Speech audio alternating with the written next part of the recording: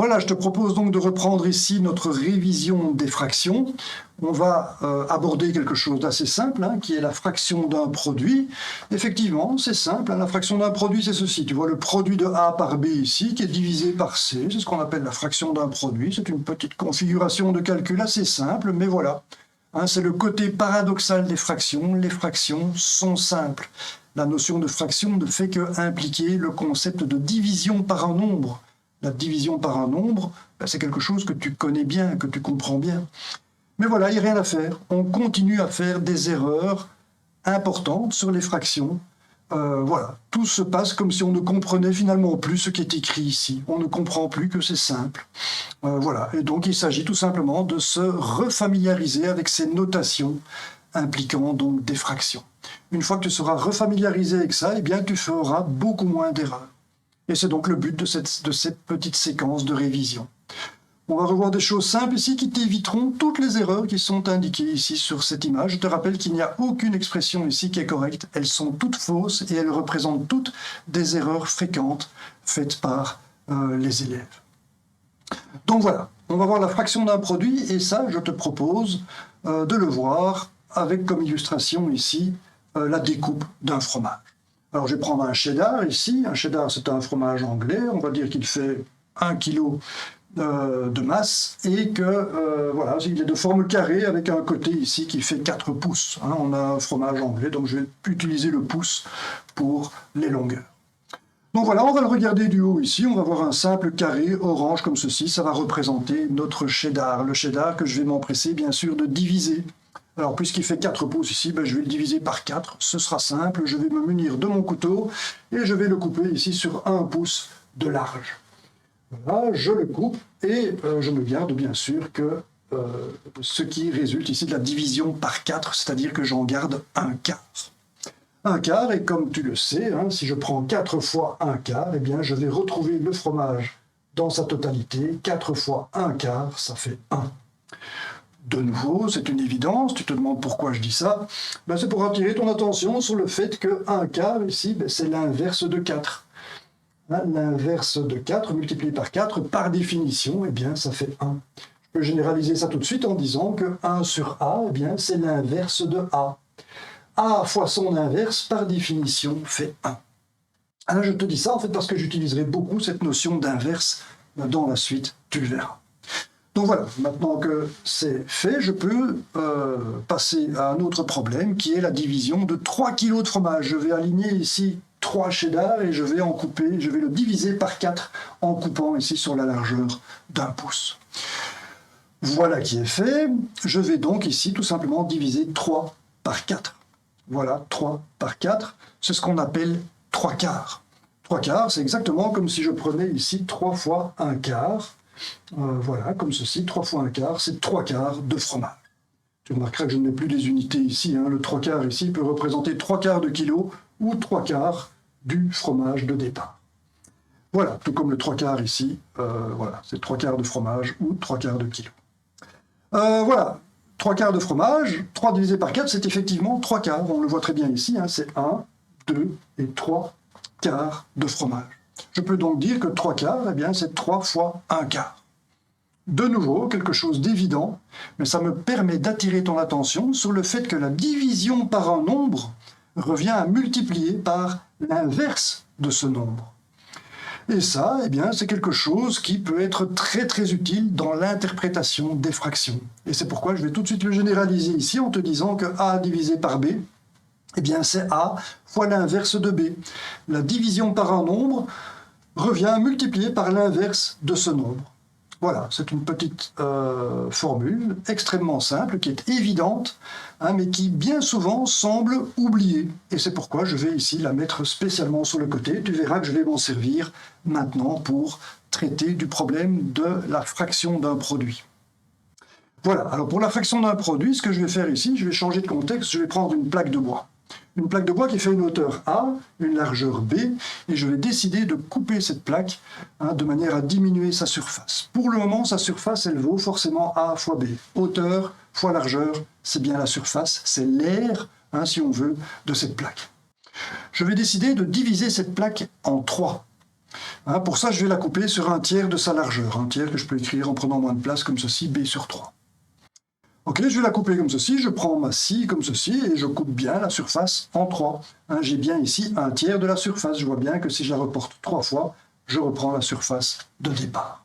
J'ai donc bien une nouvelle surface que j'appelle S', qui est bien la surface de départ sur 3, c'est-à-dire A fois B sur 3. Et maintenant, je vais regarder cette surface d'un autre regard ici. Je vais noter le fait que sa hauteur vaut toujours A et que sa largeur maintenant vaut B sur 3. C'est-à-dire que je peux écrire sa surface comme étant A fois B sur 3, comme ceci. Et ceci, ça nous mène à quelque chose qui, pour certains, peut apparaître contre-intuitif. Si je divise A fois B sur 3, bien souvent on a l'impression qu'il faut diviser le A par 3, mais aussi le B par 3. Et on écrit ceci. Ce qui, bien sûr, est tout à fait faux, on le voit. On voit bien que A fois B sur 3 peut se calculer tout simplement en sortant le A de la fraction, c'est-à-dire en divisant seulement un des facteurs du produit par le nombre en question. Je divise seulement B par 3 et le A est sorti ici. Donc on voit bien que ceci est faux. On le voit très bien. Voilà, et donc je vais tout de suite généraliser ça avec la division par un nombre quelconque. Si je prends A fois B que je divise par C, eh bien je peux l'écrire comme étant A fois B sur C. Je ne divise que un des facteurs du produit par C. Voilà, alors bien sûr, A et B jouent un rôle tout à fait symétrique ici. Je peux très bien diviser A seulement par C. Je peux te le démontrer ici. Je vais reprendre la plaque de départ et je vais la couper en 3 maintenant en la coupant ici sur un tiers de sa hauteur. Voilà qui est fait. J'obtiens la surface S' qui vaut un tiers de la surface de départ, A fois B, et je peux l'exprimer comme étant la hauteur fois la largeur, bien sûr, c'est la surface S', c'est-à-dire A sur 3 fois B. Et tu vois que le 3 maintenant se reporte sur le A. J'ai le choix.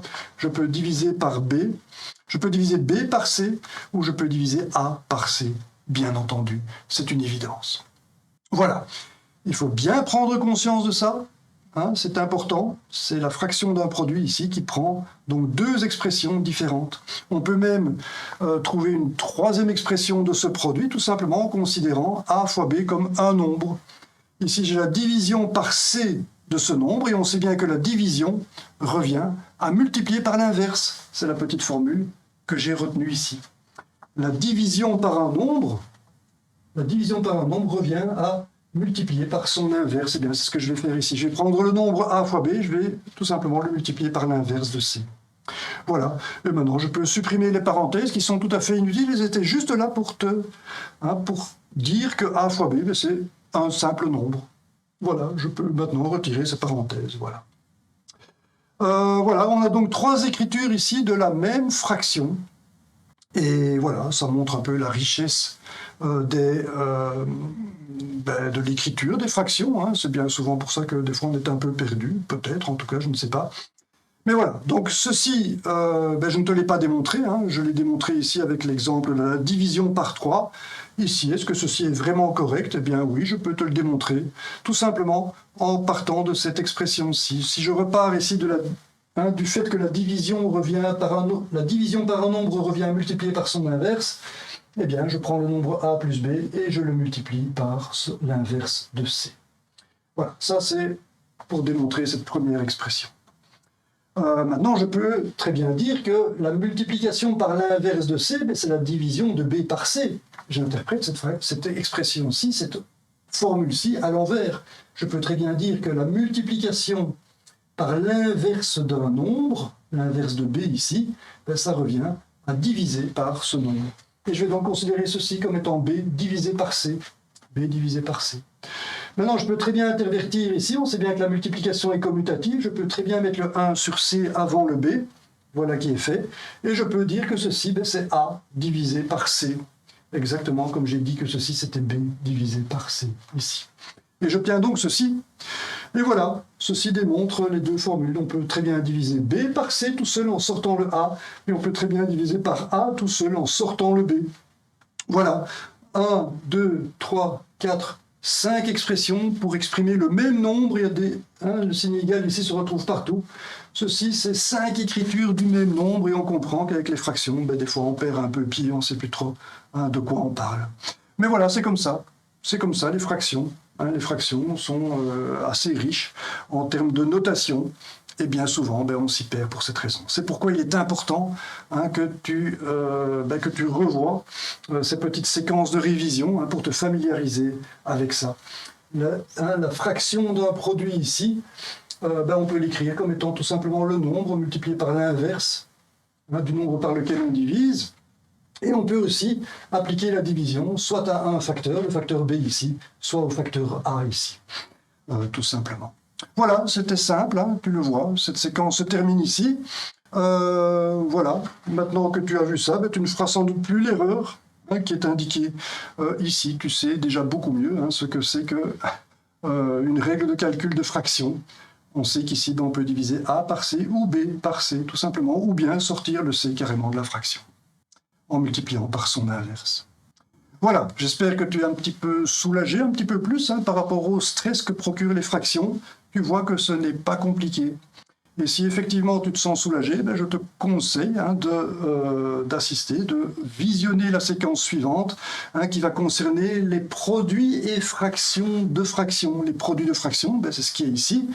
Ça, c'est un produit de fraction. Et une fraction de fraction, c'est ça. On voit une fraction ici au numérateur, une fraction ici au dénominateur. Attention, cette expression est fausse. C'est justement ça qu'on va apprendre dans cette séquence, à ne plus faire cette erreur.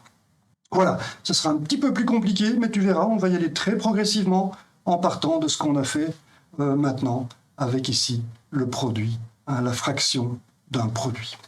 Voilà, merci pour ton attention et donc à très bientôt pour cette séquence suivante.